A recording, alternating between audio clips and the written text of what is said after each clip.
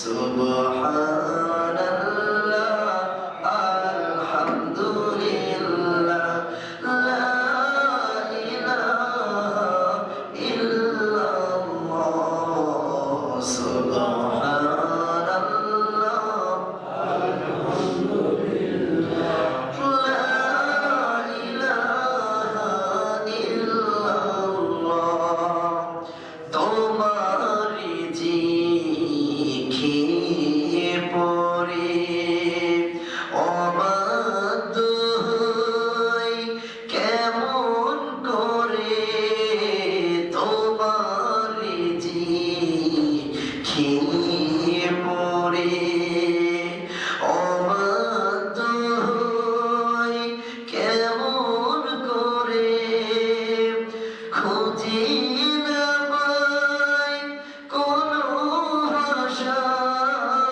খুঁজি না পাই কোনো ভাষা শুকর গুজার করার আল্লাহ সুবহানাল্লাহ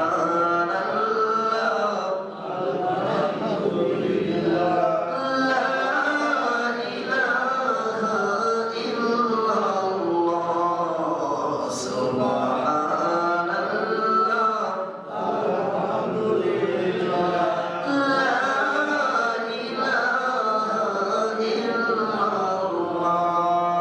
লা ইলাহা ইল্লাল্লাহ লা ইলাহা জোরে লা ইলাহা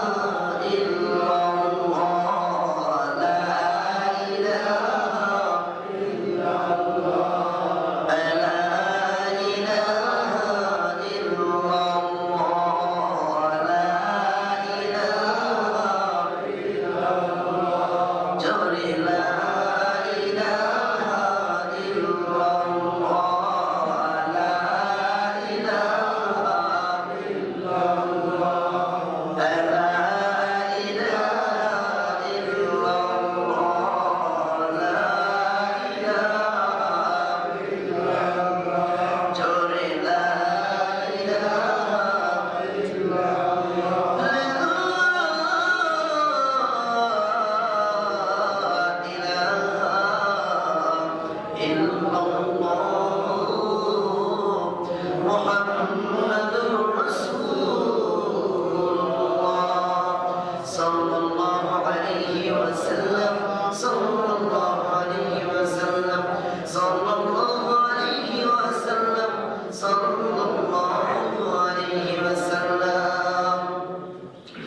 শুকরিয়া আদায় করে নিচ্ছি সেই মহান আল্লাহ সুবহানাহু ওয়া তাআলার দরবারে, যে মহান সৃষ্টিকর্তা, যে মহান পৃথিবীর মালিক, আসমান জমিন গ্রহ নক্ষত্র, আপনার আমার জীবনের মালিক, নিঃশ্বাস কেড়ে নেওয়ার মালিক, নিঃশ্বাস দিয়ে বাঁচিয়ে রাখার মালিক কে?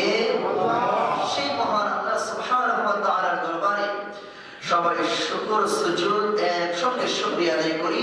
সবাই জোরে সোরে প্রাণ করে পড়ছি আলহামদুলিল্লাহ, আবার পড়ছি আলহামদুলিল্লাহ। আল্লাহ শুকরিয়া আদায় করে শেষ করা যাবে না, যাবে না? আসলেই যাবে না, আসলেই যাবে না। কারণ হলো গতকালকে ঈশ্বরদীতে আমি একটু ইফতার করলাম, তো ওই সময় দেখলাম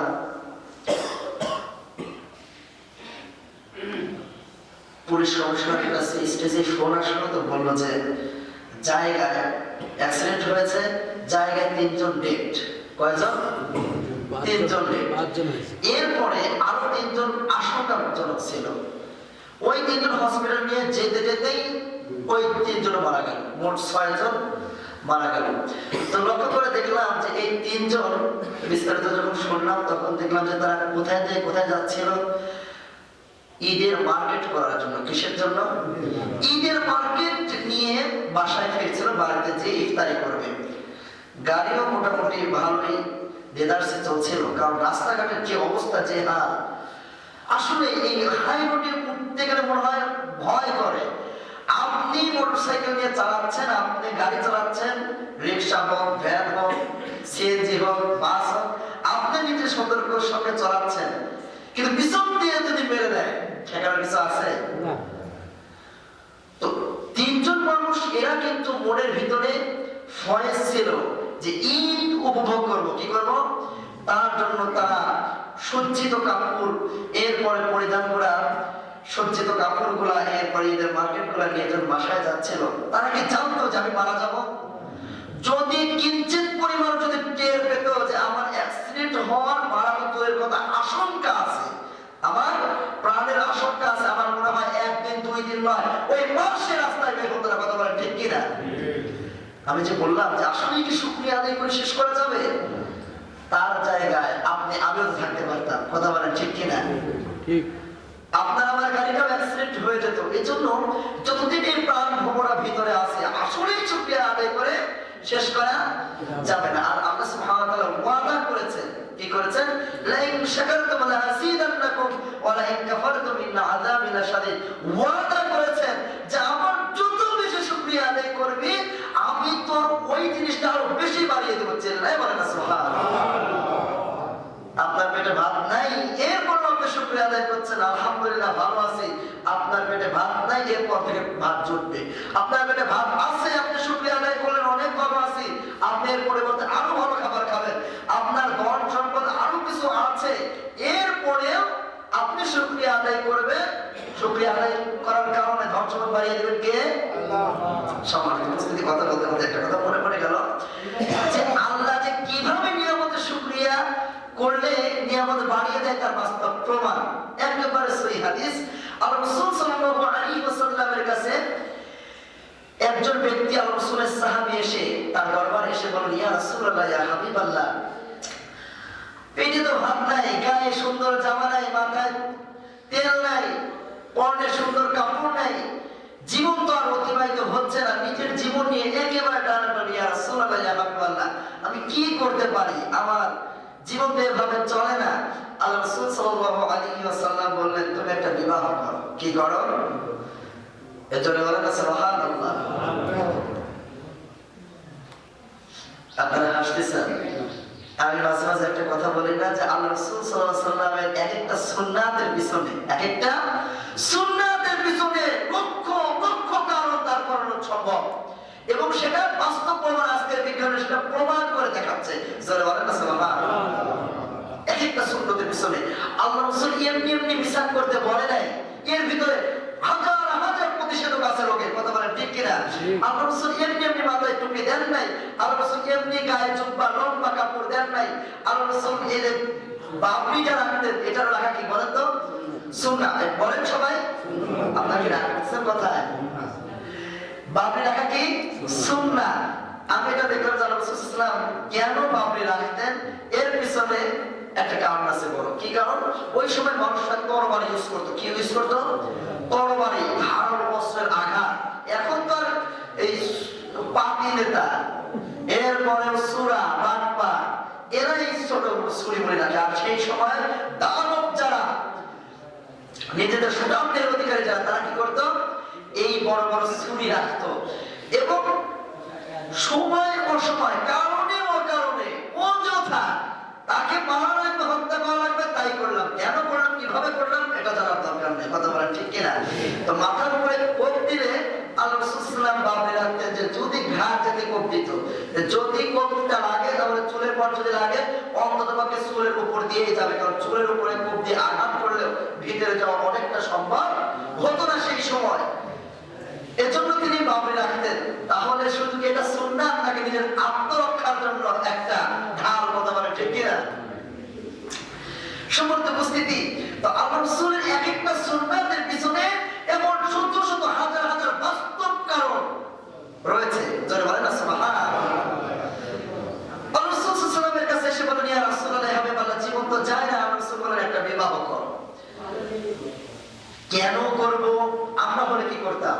এটা সম্ভব? নিজের পেটে ভাত নাই, পকেটে টাকা নাই, মাথায় তেল নাই, অনেক কারণগুলো আমরা দেখিয়ে দিতাম। এখনো যদি আমরা এই এখানে রাসূল সাল্লাল্লাহু আলাইহি ওয়াসাল্লামের এই দেখানোর পথে আমরা যদি এখনো পর্যন্ত আপনাদেরকে কিছু বলি, আপনাদের মনে প্রশ্ন আসে কি আসে না? আর আসে মানে মসজিদ থেকে বের হয়ে সমালোচনা শুরু হয়ে যায়, হুজুর এটা বলেছে, কথা বলেন ঠিক কিনা? কিন্তু আপনার আমার বৈশিষ্ট্য সাহাবীদের ভিতরে এটা ছিল না। সামিআনা ওয়া আতানা, আল্লাহ রাসূল কেন বলেছেন, কেন করব, আমার এটা করা কেন দরকার, এত কোনো কথা নাই। আল্লাহ রাসূল বলেছেন, ভালো বুঝে বলেছেন, আমি এটা শুনবো। সামিআনা শুনতেন, ওয়া আতানা মানতেন। চিল্লায়ে বলেন সুবহানাল্লাহ। কথা বোঝা যায়? আল্লাহ রাসূল সাল্লাল্লাহু আলাইহি ওয়াসাল্লামের কাছে এসে বললেন যে আমার পেটে ভাত না, রাসূল বলেন একটা বিবাহ করো। কোন কথা ছাড়া বাড়িতে গেলেন, একটা মেয়েকে বিবাহ করে ফেললেন। ওই সময় বিবাহ খুব একটা কঠিন ছিল না। কি ছিল না? আজকের সমাজে বিবাহ সহজ না কঠিন? বলেন কথা। আপনাদের মুখ দিয়ে জবান দিয়ে কথা বলতে কি একটু কষ্ট হয়?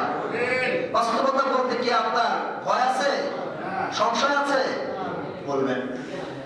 কারণ রাসূল বলছেন যে এই সত্যের পক্ষে তুমি তো সারাদিন অনেক কথাই বলো, হকের পক্ষে তুমি যতটি কথা বলবা, এই কথা কিয়ামতের ময়দানে তোমার পক্ষে কিয়ামতের ময়দানে সাক্ষী হয়ে দাঁড়িয়ে যাবে। জোরে বলেন না সুবহানাল্লাহ। আমরা জায়গায় অজায়গায় ঠিক বেঠিক বলি না, কিন্তু লাভ যেখানে দেখে ঠিক ঠিক ঠিক ওর জীবনে সারা জীবনে চুরি বার করে অভাব নাই। এরপরে দুইটা বিবাহ কোনো কথা ছাড়া রাসূল বলেছেন, দুইটা বিবাহ করে ফেলেছেন।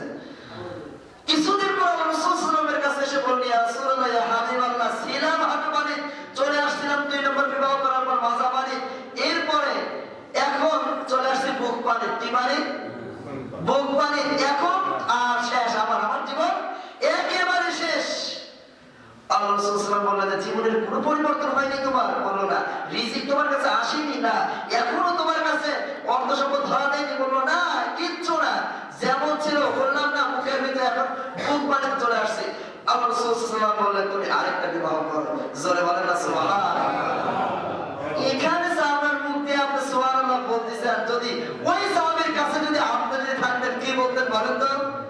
নির্ঘাতটা ফাজলামি, আমার সাথে তামাশা ছাড়া এটা কিছু না। কথা বলেন ঠিক কি না?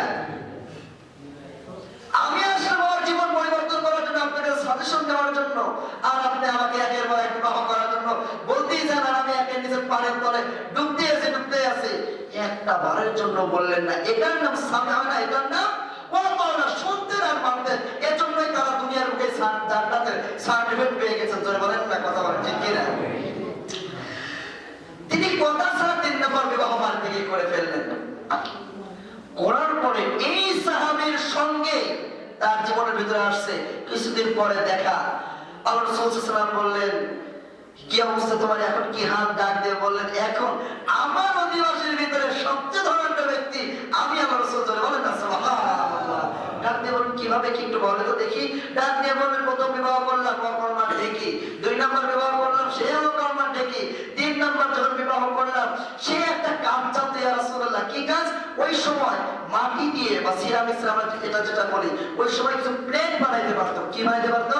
এই প্লেট বানাইতে পারতো। ওই একটা যখন প্লেট বানানো শুরু করলো, তখন ওইটা দেখা দেখি 2 নম্বর বউ শিখলো। 2 নম্বর বউ শেখার পর 1 নম্বর বউ শিখলো। তাহলে কর্মচারী কোম্পানির কয়টা? কোনো বেতন দেওয়া লাগে? কথা বলেন না কেন? কোনো বেতন দেওয়া লাগে না। কোম্পানিতে 3 জন কর্মচারী দিনারসে কাজ করছে, কোনো বেতন নাই, খালি হকায় সারাদিন কাজ করে বেড়ে। এইভাবে যখন এইভাবে, তখন আমিও শিখে দিলাম। আমি সারাদিন মার্কেটিং করি, আর তারা ঘরেতে বসে কি করে? এই পোশাকগুলা ইম্পোর্ট করে। এইগুলো বেঁচে গেছে। এখন আমার আর কোনো সমস্যা নাই। আমি এখন আমার জনপদের ভিতরে ইনশাআল্লাহ সবচেয়ে ধনী। জয় বলেন না সুবহানাল্লাহ। এর নাম সামিআনা, এর নাম আতানা, আর এর নাম হচ্ছে সফলতা। কথা বলেন ঠিক কিনা? আপনি একটা চর্মচক দিয়ে যতই বলেন হুজুর কি বলে না বলে, এটা এভাবে বলতে হবে কেন, ওটা ওভাবে, অমুকের চরিত্র ফুলের মতন পবিত্র, কিন্তু শুনুন না কি ও ঠিক ঠিক। কথা বলেন ঠিক কিনা? আমরা এই সকল কথায় আমরা কঠোর আছি ইনশাআল্লাহ। তো তিনি বিবাহ করে ফেললেন। বিবাহ করার পর এমনি পেটে ভাত নাই, এখন আরো মুসিবত। এখন বিবেকে আমি কি খাওয়াই? এরপর রাসূল সাল্লাল্লাহু আলাইহি ওয়াসাল্লামের কাছে এসে বললেন, ইয়া রাসূলুল্লাহ, ইয়া হাবিবাল্লাহ, ছিলাম হাঁটু পানিতে, এখন চলে আসছে মাজা পানি। কি পানি? ছিলাম হাঁটু পানিতে। হাঁটু পানিতে তো হাঁটা যায়, মাজা পানিতে কি খুব একটা হাঁটা যায়? আর রাসূল সাল্লাল্লাহু আলাইহি ওয়াসাল্লাম বললেন যে এরপরেও কোনো কিছুর হাল হয় নাই? তোমার জীবনের কোনো পরিবর্তন হয় নাই? বলল না, কিচ্ছু হয় নাই, আরো ডুবে গেছি। আর রাসূল বললেন, তুমি আরেকটা বিবাহ করো। যেমন পানি ধরে রাখলে পানি বন্ধ হয়ে যায়, আপনি যদি এই নিয়ম নীতিমালা যদি ফলো না করেন, এই ফরজ একটা কাজ যেখানে আছে আকিমুস সালাত, সেখানে আল্লাহ সুবহানাহু ওয়া তাআলা বের করেছেন ওয়া আতুজ যাকাত। জোরে বলেন না সুবহানাল্লাহ। এটা যদি গুরুত্বপূর্ণ না হতো, আপনি আমি কিন্তু বিশ্বাস করি যারা এই মুমিন, যারা ইমানদার, নামাজ আমাদের কাছে আমাদের জীবনের চাইতেও বেশি কি গুরুত্বপূর্ণ। কথা বলেন ঠিক কিনা? নামাজ বাদ দেওয়া যাবে? যাবে না। কিন্তু দেখেন যাকাত থেকে আমরা একেবারে অনেক দূরে 1 নাম্বার 2 নাম্বার 3 নাম্বারটা 40 নাম্বারে রেখে দিয়েছি। যদি যাকাত যদি আমরা 2 নাম্বারে রাখতাম, তাহলে আমাদের সমাজের অবস্থা এই হাল হতো না। কথা বলেন ঠিক কিনা? সম্মানিত উপস্থিতি, যেখানে আকিমুস সালাত সেখানে কি ওয়াতুজ যাকাত, সেখানে আল্লাহ সুবহানাহু ওয়া তাআলা যাকাতের কথা বলেছেন। ঠিক আপনি যদি যাকাত না দেন, আপনার সম্পদ এইরকম দুর্গন্ধ হয়ে আপনার সম্পদের উপরে এইরকম লানত এসে বালা মুসিবত দিয়ে আপনার সম্পদ একেবারে ধ্বংস হয়ে যাবে। কথা বলেন ঠিক কিনা? সম্মানিত উপস্থিতি, একটু বোঝানোর জন্য বলছি। আল্লাহ সুবহানাহু ওয়া তাআলা সূরা কাসাসের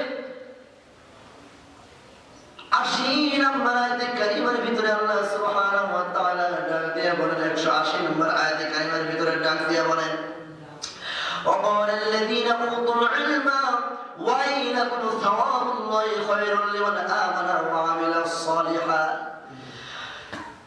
এই আয়াতটা নাযিল হয়ে গেল কেন? আয়াতটা নাযিল হয়ে গেল যদি ব্যাখ্যা না বলি তাহলে বুঝতে পারবেন না।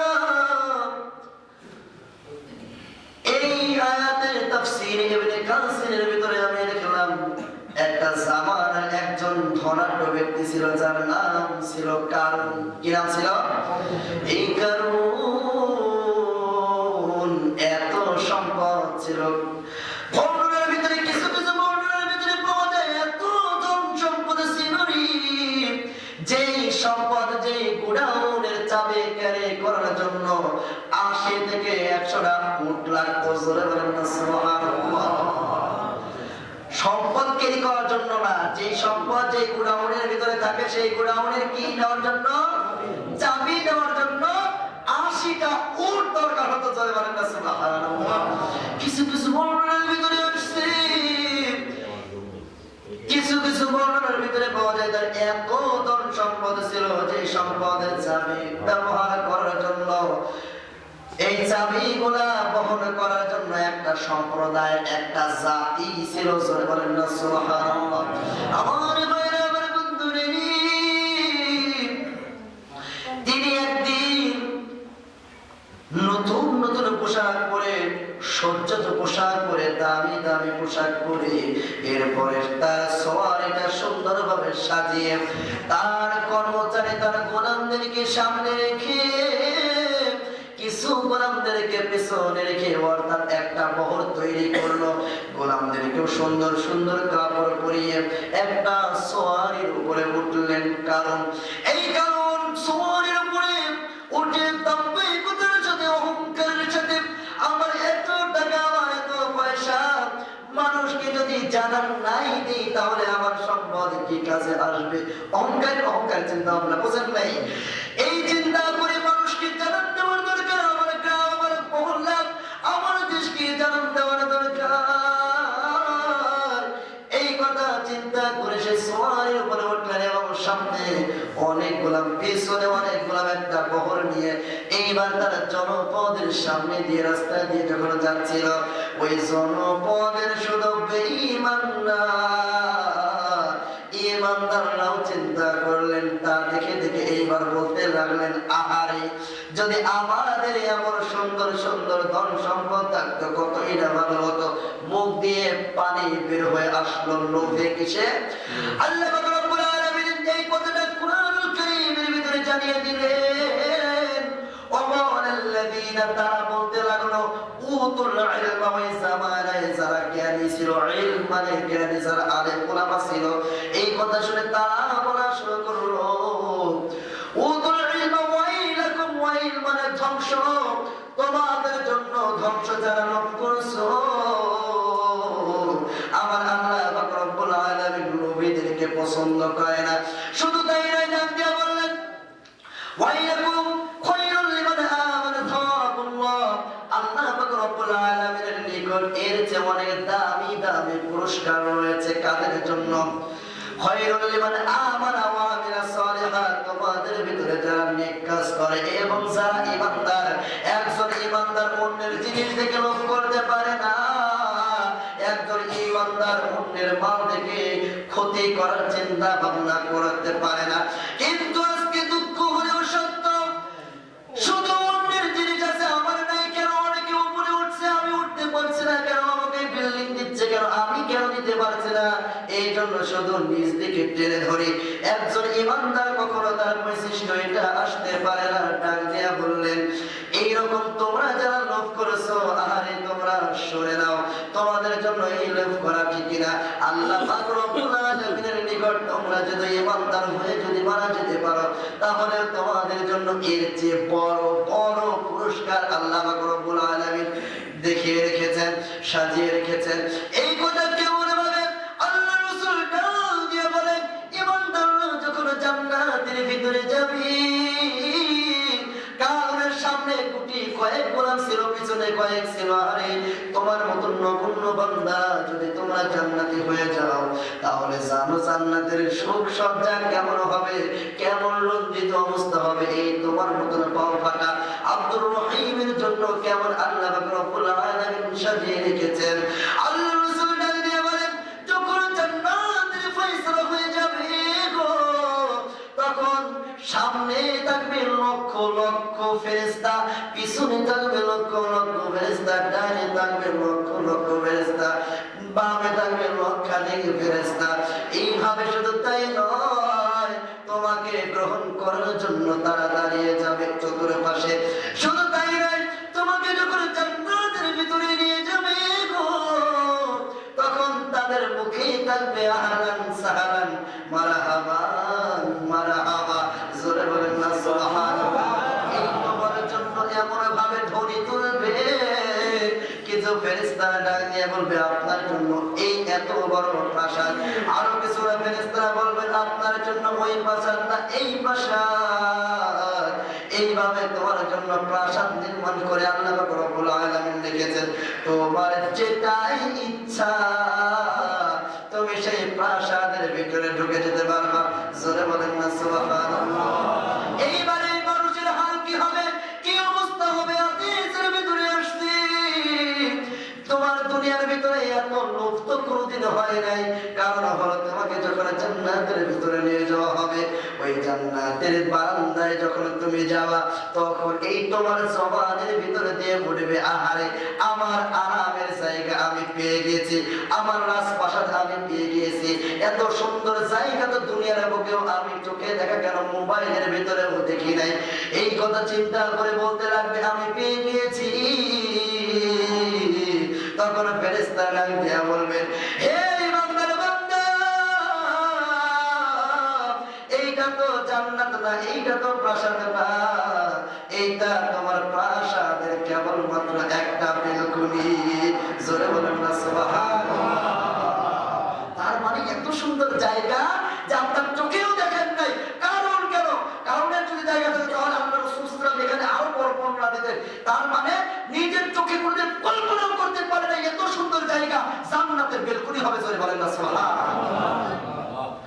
এজন্য বলেছেন যে না, তোমরা চোখ কাটাতে পারবা না, তোমরা চোখ কাটায় না, আল্লাহ এটা কি করে না, পছন্দ করে না। যদি তোমরা এটা যদি করে ফেলো তাহলে তোমার জন্য ওয়াইল, তোমাদের জন্য ধ্বংস। সম্মানিত উপস্থিতি, এর পরের আয়াতে আল্লাহ সুবহানাহু ওয়া তাআলা ডাক দিয়ে বলছেন যে আমি এই কারণকে কি করেছি। যাকাতের কথা যখন শুধু একেবারে সময় সংকট, শুধু 1 মিনিট সময় নিচ্ছি, যে এরপর আল্লাহ সুবহানাহু ওয়া তাআলা বলছেন যে এই কারণকেই বলছেন ফাসাফনা বিহি ওয়া বিদারিহিল আর, ফাসাফনা বিহি ওয়া বিদারিহিল আর। এই কারণকে যখন এত সম্পদ থাকা অবস্থায় মুসা আলাইহিস সালাতু ওয়াস সালাম যখন ডাক দিয়ে বললেন, হে কারণ তোমার কাছে এত ধন সম্পদ, তুমি কি করো? তুমি একটু যাকাত দাও। আল্লাহ সুবহানাহু ওয়া তাআলা এটা আদেশ তুমি দাও। ডাক দিয়ে বললেন, এটা তো আমার সম্পদ। এটা কি আমার সম্পদ? এটা আমি কষ্ট করে উপার্জন করেছি। মুসা সাল্লাল্লাহু আলাইহি ওয়াসাল্লাম তাকে যখন সক্ষম হলেন না, তিনি যখন বুঝতে চাইলেন না, বুঝার চেষ্টাও করলেন না, তখন যাকাতটাকে ধরে রাখলেন। তখন তার জন্য যে ধ্বংস, তার বাস্তব প্রমাণ আল্লাহ সুবহানাহু ওয়া তাআলা 81 নম্বর আয়াতে কারিমার ভিতরে ডাক দিয়ে বললেন, ফাকাসাফনা বিহি ওয়া বিদারিহিল আর। ফাকাসাফনা, আমি ধ্বংস করে দিয়েছি, দাবিয়ে দিয়েছি। কি করেছি? ফাকাসাফনা বিহি ওয়া বিদারিহিল তার প্রাসাদ সহ আর জমিনে তার জমি তার সম্পদ সহ আমি কোথায় দাবিয়ে দিয়েছি? জমিনের ভিতরে একেবারে ধূলিসাৎ করে দিয়েছি। হাদিসের ভিতরে আসছে যে ওই সময় একজন লোক দেখে ফেলেছিল, অনেক লোক দেখে তার ভিতরে হাদিসের ভিতরে আসছে তখন তার লোকটি সহ নিচের দিকে যাচ্ছিলেন। হাদিসের শেষ অংশে আসছে কেমন পর্যন্ত এই যাকাত না দেওয়ার কারণে কেমন পর্যন্ত মাটির তলে ঢুকতেই থাকবে, ঢুকতেই থাকবে। এটা কতদিন পর্যন্ত চলবে? কিয়ামত পর্যন্ত। তার মানে আজকের দিনেও কারণ কোথায়? মাটির তলে ঢুকতেই আছে, ঢুকতেই আছে। জোরে বলেন না আল্লাহু আকবার। তাহলে এই কারণের বৈশিষ্ট্য যাদের আছেন, যারা যাকাত দেন না, আপনাদের জন্য এই অবস্থা আছে না নাই? কথা বলেন না কেন? সম্পদ আপনার, কিন্তু অংশীদার কারা? গরিব মানুষ। আপনি চাইলেও দিতে হবে, না চাইলেও দিতে হবে, আর না হলে ধ্বংস। আল্লাহ সুবহানাহু ওয়া তাআলা কথাগুলো বুঝার মতন তৌফিক দাও। সবাই বলে আল্লাহুম্মা ওয়া আখিরি দাওয়ানা আলহামদুলিল্লাহি রাব্বিল আলামিন।